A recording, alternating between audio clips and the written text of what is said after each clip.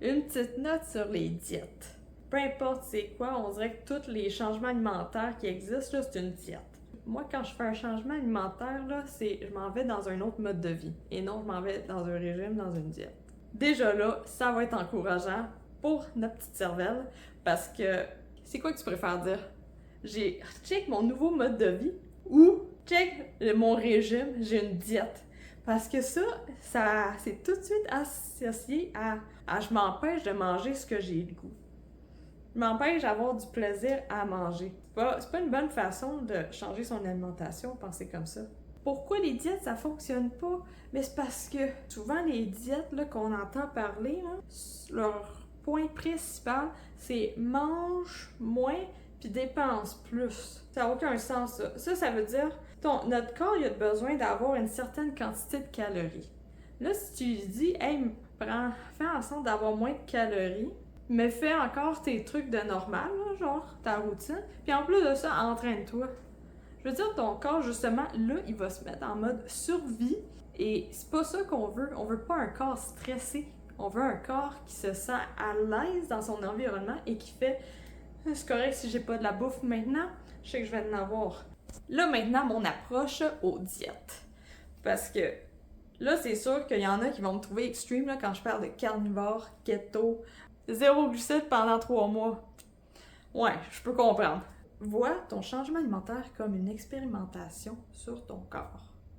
Tu es en train de chercher c'est quoi que tu es capable de tolérer. Soit en ajoutant un aliment ou en éliminant un aliment. C'est en faisant ça là, qu'on va mieux connaître ce que notre corps peut tolérer et qu'on va trouver notre recette magique afin d'avoir une meilleure vie. Dans mon vidéo de motivation, là, je parlais de Michaela Peterson, là, qu'elle mange que de la viande. Mais elle, de son côté, c'était soit elle se sentait comme étant en train de mourir ou elle se sent vivante. Puis se sentir vivante pour elle, c'est manger seulement de la viande. Yeah, on est tous différents. Faut que tu changes ta mentalité. Dis-toi, je suis en train de tester de quoi. Essaye quelque chose, ça peut être de quoi que tu essayes pendant 2 mois, puis à la fin de ces 2 mois-là, tu réfléchis, qu'est-ce qui s'est passé? Ça a-tu fonctionné? C'est comment je me suis sentie à la fin de ces 2 mois-là et comment je me suis sentie au début quand j'ai commencé. Y a-t-il une différence? Écris. Écris. Genre, personnellement, moi, j'ai pas le temps d'écrire, avoir un journal là, que je fais à chaque soir. Mais écris un petit peu. Il faut que tu écrives un peu ton cheminement alimentaire là, sur papier. Parce qu'on peut pas tout retenir dans notre cervelle. Là, on a assez de choses à faire. Mais concentre-toi sur une partie de ton changement alimentaire et non écrire tout ton changement alimentaire que tu vas avoir. Là.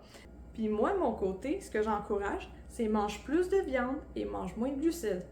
Et la viande va faire en sorte que tu vas te sentir plus rassasié longtemps.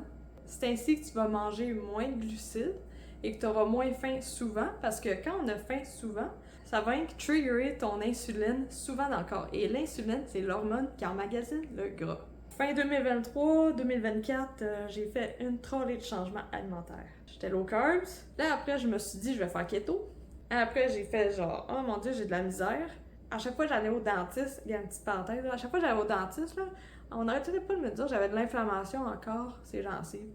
Puis ça m'énervait parce que j'avais mal aux gencives, puis ça faisait genre 6-7 mois, puis ça partait pas. Alors, j'ai décidé de suivre ma maman YouTube qui s'appelle Neisha sur son challenge de ketovore et après même faire Triple B&E, qui veut dire Beef, Butter, Bacon and Eggs, pendant 3 mois. Alors, je suis rentrée là-dedans, j'ai eu un gros sevrage de sucre. Après la transition, là, je me suis sentie tellement mieux. C'était vraiment cool. C'est là que j'ai vu à quel point que manger trop de sucre, ça affecte. Et guess what? Dans 2 mois, j'avais plus mal aux gencives. Fait que moi, je suis comme, ben oui, je continue là-dedans. À la fin de ce 3 mois-là, je me ramasse avec la main qui a des problèmes de peau. Même que ça m'énervait parce que ça piquait. Puis quand je dis ça pique, là, ça nous empêche de dormir quand ça pique de même. Mais j'avais gagné des choses que j'aimais, comme le côté énergie, pas avoir faim, je pouvais manger 2 repas dans une journée puis j'étais correct. C'était super le fun, ce côté-là. Mais ma main me dit, non, je sais que tu tripes, là, mais Ça fonctionne pas en ce moment, là. Il y a quelque chose qui marche pas. Alors, j'ai toffé ça une couple de mois, quand je dis une couple, 8 à 9 mois. Puis à un moment donné, je me suis décidée, je vais faire ok, j'ai compris à ce que je vois, manger trop de viande grasse m'affecte parce que l'histamine reflétait dans ma peau. J'ai décidé de changer, puis de retourner low carbs.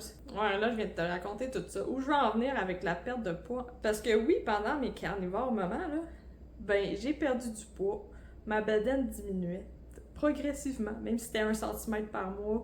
Là, ben, retourner low carbs, ben, j'ai regagné ce que j'avais perdu. Mais personnellement, j'ai retrouvé mon énergie que j'avais aussi. Mes mains sont belles. Mes mains sont belles.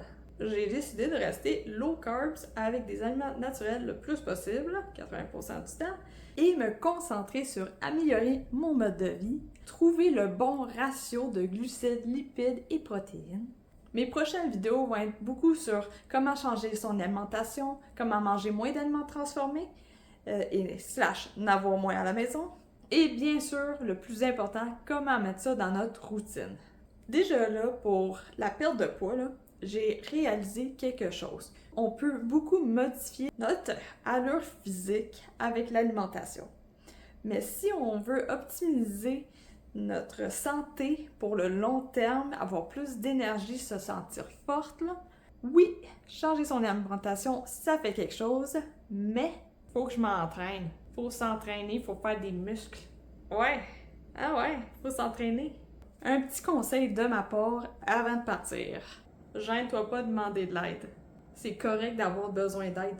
Pense à dans le temps. Est-ce que tu connais ça? L'expression « ça prend un village pour élever un enfant ». Mais parce qu'avant, c'était ça. Tu sais, il n'y avait pas seulement maman-papa dans le monde de l'enfant. Parce que là, même s'il y a papa, il y a des limites aussi. Il y avait les voisins, les grands-parents, les cousins et les cousines, la communauté. Et quand tu as de la famille qui est loin, qui est pas... qui a des heures de route de chez vous, c'est normal d'avoir besoin d'aide. On vit dans une société très différente de ce qu'il y avait dans le temps. Dans le temps, là, il y avait plus de support que ça. Là, à cette heure, on est tellement isolé qu'on pense que ça, c'est normal, puis qu'on est supposé de tout faire tout ça. Non, pas en tout. Enlève-toi de la pression. Aie pas peur de demander d'aide. Moi, de mon côté, là, j'ai vraiment le goût d'être coach de vie, puis je me suis inscrite à une formation qui dure de 6 mois. En 6 mois, je peux la finir, si je suis capable. Sinon, ils nous donnent jusqu'à 1 an pour finir si on a des imprévus dans notre vie tout court. Moi, j'aimerais ça la finir en 6 mois ou 7 mois. Alors, j'ai décidé d'envoyer mon gars à la garderie 2 jours semaine pour m'aider. Il y aura une journée que ça va être pour l'école, une journée que ça va être pour mon YouTube channel. Et vu ça, quoi? Depuis que je l'ai envoyé à la garderie, là, quand on se voit là, à cette heure, on joue ensemble, on a plus de fun. Parce que moi, de mon bord, je me sens moins pressée. J'ai pas à essayer de travailler en même temps d'être avec. Disons que j'arrive à l'heure de la sieste. J'ai pas à me forcer à travailler si je me sens fatiguée. Si je me sens fatiguée, je vais aller dormir aussi. Être mère au foyer, c'est une job temps plein. Le monde qui vont travailler, là, ils ont des fins de semaine. Mais pourquoi nous, on n'aurait pas une fin de semaine aussi? Je t'invite à arrêter de stresser, de y aller une chose à la fois, voir ton changement alimentaire comme une expérimentation. Tu fais sur ton corps afin de mieux connaître c'est quoi que tu es capable de tolérer dans ton alimentation. Puis plus tu vas changer ton alimentation, plus tu vas expérimenter, mieux tu vas te connaître, plus tu vas gagner d'assurance dans ta vie. Mieux tu vas te sentir, plus tu vas avoir de l'énergie pour accomplir tout ce que tu veux. Ne pas oublier qu'on est tous différents.